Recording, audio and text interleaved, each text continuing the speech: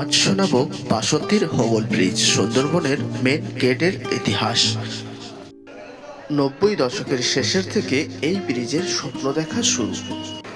2000 সালের পর নির্মাণ কাজ প্রায় পূর্ণগতি। মাতলা নদীর বুক চিরে একটা ব্রিজ দাঁড় করানোর সাহস ছিল না মোটে। জোয়ারের সময় মাতলা নদী ভয়ঙ্কর হয়ে ওঠে।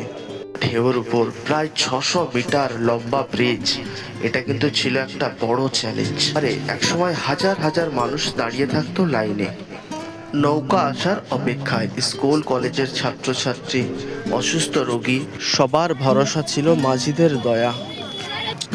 দীর্ঘ অপেক্ষার পর 2011 সালে তৎকালীন মুখ্যমন্ত্রী বুদ্ধদেব ভট্টাচার্য এই ব্রিজ সবার জন্য খুলে দেয়। আজ বাসন্তী ব্রিজ শুধু পর্যটকদের সেলফি স্পট নয়, এটা সাধারণ মানুষের উন্নয়নের স্বপ্ন।